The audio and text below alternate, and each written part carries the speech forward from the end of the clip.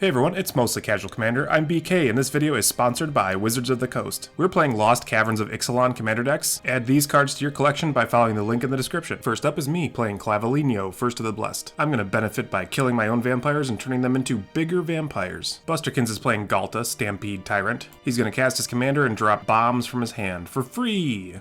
Kovacs is playing Ojer Taq, Deepest Foundation. This thing's like Anointed Procession, but more. And last up we have Kyle playing Xolatoyac, the Smiling Flood. This big happy amphibian cares greatly about counters, and he's like, if you're happy and you know it, untap. Please subscribe to the channel if you haven't already, and stick around for an appearance from my fat cat Meatball. He's so chunky. I kick us off by playing a Vault of Champions into an Indulgent Aristocrat, and then I say go over to Busterkins, who plays a Forest as his land for turn, and casts Llanowar Elves. He passes the turn over to Kovacs, who drops a tapped Minas Tirith because he has no legendary creatures. Over to Kyle, he plays a Forest and says go. Back to me. On my turn 2, I draw, and I play a Plains as my land for turn, and then I follow that up by attacking Busterkins with my Indulgent Aristocrat, dealing him 1 point of damage and gaining 1 life. I cast a Soul Ring that I just drew. Right on time. Over to Busterkins, he draws and plays another Forest. Big surprise there. And with that, he casts Nature's Lore. So he'll go and find a forest. And that'll enter the battlefield. And then afterwards, he uses that forest and his Lawnmower Elves to cast Rampant Growth. He's got all the ramp in the world. So he goes and finds another forest and puts that onto the battlefield. Afterwards, he shuffles up and says go. Over to Kovacs, who plays a Plains as his land for turn before casting Skrelv's Hive. So he's going to start making 1/1 colorless Phyrexian Mites that have Toxic. Kyle plays an island and then casts Devoted Druid. This thing can tap for mana and also untap. He then passes the turn to me, and I cast my commander, Clavileno, First of the Blessed. I move into combat, and Clavileno triggers. I target my Indulgent Aristocrat and attack Busterkins again, because he's terrifying. He drops to 38 and I gain another life before dropping Windbrisk Heights as my land for turn. I hide away 4, putting something underneath, and you'll never know what it is. Busterkins plays a Forest as his land, and then he casts Sky Shroud Claim, finding more forests. Can you believe it? He gets to throw 2 of those bad boys out onto the battlefield.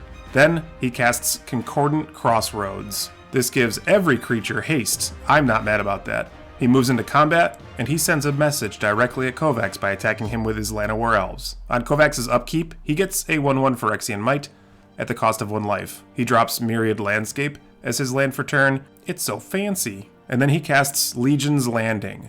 This will poop out a 1/1 white vampire creature token with lifelink, and could potentially flip over into a land that makes tokens. Kovacs attacks Busterkins with his Phyrexian Mite, dealing him 1 point of damage, and with his Toxic 1, giving him 1 poison counter. He passes the turn to Kyle. He drops a Forest as his land, and with that out, he casts Midnight Clock. And when the clock strikes 12, he gets to wheel. That's pretty good. He passes the turn over to me, gets that counter on his clock on my upkeep. I drop a Swamp as my land for turn before casting Elinda the Dusk Rose. This thing's great. It's a 1/1 lifelink that gets bigger when things die. I move into combat, and I trigger my commander, targeting Elinda, and attacking Busterkins because he's still scary because of all that ramp. That's all. I gain a couple points of life, and he drops down to 35. He plays another Forest as his land, and then casts his commander, Ghalta, Stampede Tyrant. But, fortunately, his hand was mostly ramp.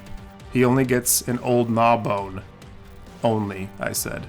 So the good news is he didn't have much in his hand to get out for free, but it's an Old Gnawbone and that's still terrifying. He attacks me with both, but I swords to Plowshares his Old Gnawbone. I thought about exiling his commander, but Old Gnawbone makes treasures and that was scary at the time for some reason.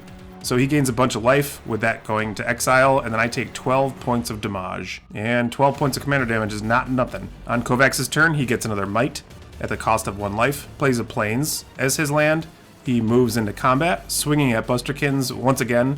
On the attack, Legion's Landing will trigger and flip over into Adanto, the first fort. Busterkins blocks one of the Mites with his Llanowar Elves, killing it dead, but he still takes 1 poison and 2 damage. Kovacs will gain 1 life, as well as Elinda will trigger twice because 2 things died. and I correct that in a moment because I miss it right now. On Kyle's turn, he plays another island, and then casts Nissa, who shakes the world.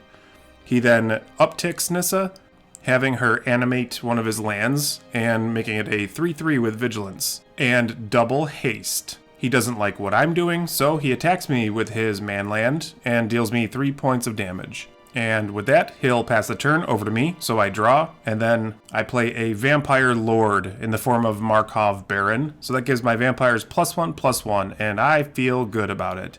I then move into combat. Once again, my commander triggers, so I target the Markov Baron as I attack Busterkins with Alinda and the Baron, because it has haste. Afterwards, I pass the turn over to Busterkins, and then he plays Delighted Halfling, and it's here that I realize, oops, I forgot about my +1/+1 counters, so he adjusts his life total to compensate for that, and I put the counters on Alinda. I also gained the life that I should have. He plays Entish Restoration, sacrificing a land, and going and finding a bunch of forests to put out onto the battlefield as well. So again, we're seeing more ramp from Busterkins, and really what he needs is gas. He attacks Kyle's Nissa with his commander, killing Nissa dead. Busterkins moves to his end step, and at instant speed, Kovacs activates his Myriad Landscape, getting 2 planes out onto the battlefield. On his turn proper, he makes another Phyrexian Might because of Skralv's Hive at the cost of 1 point of life. Then he draws a card, drops another planes as his land for turn before casting his commander, Ojer Taq, Deepest Foundation. Pretty sure I'm pronouncing that right. He then moves into combat with his mites at Busterkins, seeing as he already has a bunch of poison counters. He blocks with his Delighted Halfling and takes 1. He passes the turn over to Kyle, who plays Green Sun's Twilight, where X equals 5. So he'll look at the top 5 cards of his library, and from among them he could put 1 land as well as 1 creature out onto the battlefield because X was 5. Sadly for Kyle, he did not find any creatures. He did find a forest, but that was an expensive ramp spell. Afterwards, he untaps his Devoted Druid by putting a -1/-1 counter on it, and then activates it, as well as using that forest to cast Up the Beanstalk. When that ETBs, he gets to draw a card. He passes the turn to me, I draw, and then I play Bloodghast in that sweet new art from Lost Caverns of Ixalan. And of course it makes for a great aristocrat target. I move into combat and have my commander target Bloodghast. I attack Kyle with everything I have. And because I attacked with 4 creatures, Windbrisk Heights is like, yo, you can use me at instant speed, so I do, and get an Edgar Charmed Groom out onto the battlefield with an Anthem effect, pumping my vampires even more. So I drop Kyle down to 24 and go to 47. Afterwards, I activate my Indulgent Aristocrat, sacrificing my Bloodghast and putting a +1/+1 counter on all of my vampires. I also get a 4/3 Vampire Demon with Flying and get to draw a card. I found a land, so I play a Swamp, and I get Bloodghast back out onto the battlefield. It's exactly what I want to be doing. Over to Busterkins, he found a Soul Ring, just what he needed. And he passes the turn over to Kovacs, who makes another Phyrexian Might, dropping to 36, and found a Knight of the White Orchid. So when that enters the battlefield, because Busterkins has so many lands, Kovacs gets to go and finds a Plains and puts it out onto the battlefield. He then casts Launch the Fleet, tapping out with a Strive cost of 6, targeting his commander, his Phyrexian Mites, and his 1/1 vampire. But his commander's like, you'll make 3 times that many tapped and attacking soldiers. So he attacks in such a way that he deals enough damage to Kyle to knock him out of the game, while Busterkins blocks 2 of the Phyrexian Mites, mitigating some poison counters. Still takes a couple and drops to 30. Alinda triggers, so I get a couple more counters on her. Kovacs then passes the turn, feeling pretty good about his board state. I draw and play Forerunner of the Legion, and when that ETBs, I'll get to go and find a vampire card from my library, reveal it, put it on top, and I found a Sanctum Seeker. I then cast Village Rites, targeting my Bloodghast, sacrificing it, drawing 2 cards, and triggering Alinda again as well. That'll have me draw the Sanctum Seeker and an additional card, and I was hoping to get a land with it, but I don't. So I can't cast the Sanctum Seeker. Instead, I cast a Vampire of the Dire Moon. I go into combat targeting it with my commander, and I swing both at Busterkins and Kovacs. Busterkins chump blocks my Alinda with his Delighted Halfling. Alinda continues to get thick and swole, and I gain a bunch of life afterwards, going to 63. After combat, I use Corrupted Conviction, killing my Vampire of the Dire Moon, drawing 2 cards, but because Clavileno had targeted it, I get to draw an additional card, and I get a 4/3 Vampire Demon that has flying as well. I drop a Vault of the Archangel as my land for turn, and that triggers my Bloodghast from my graveyard returning to the battlefield. Afterwards, I pass over to Busterkins, who plays an Arcane Signet. Sadly for him, he just found infinite mana this game and not enough gas. So he decides to swing at me with his commander, presenting lethal if I don't block, and I do so in such a way that I am able to kill his commander by blocking with Forerunner, Bloodghast, and my Indulgent Aristocrat. So after those creatures die, Olinda gets even bigger. I gain a little bit of life, going to 67, and his commander is dead. I got another 4/3 flyer out of that interaction and get to draw as well. Over to Kovacs, he makes yet again another Phyrexian Might, draws for turn, and plays a Temple of the False God.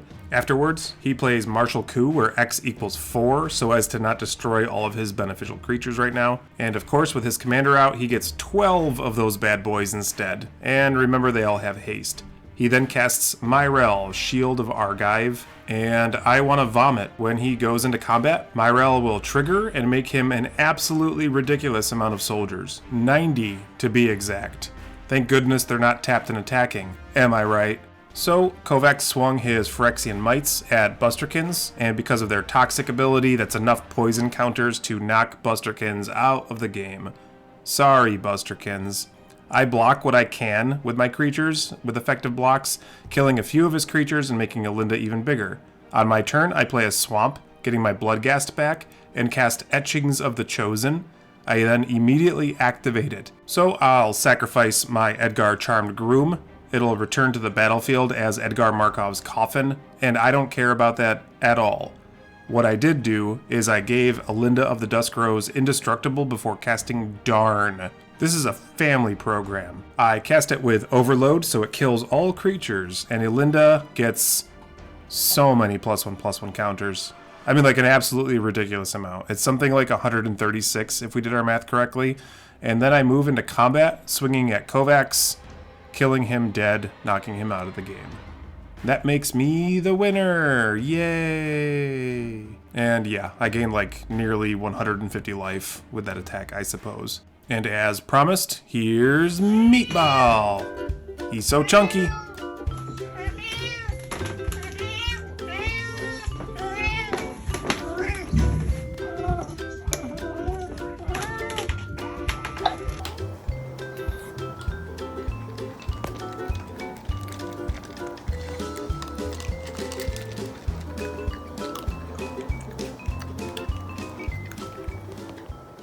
And there you have it, that's the game. Let us know what you thought about the game in the comments. And if you haven't picked up your Lost Caverns of Ixalan cards yet, make sure you do by following the link in the description. Please subscribe if you haven't already, and as always, thank you for watching.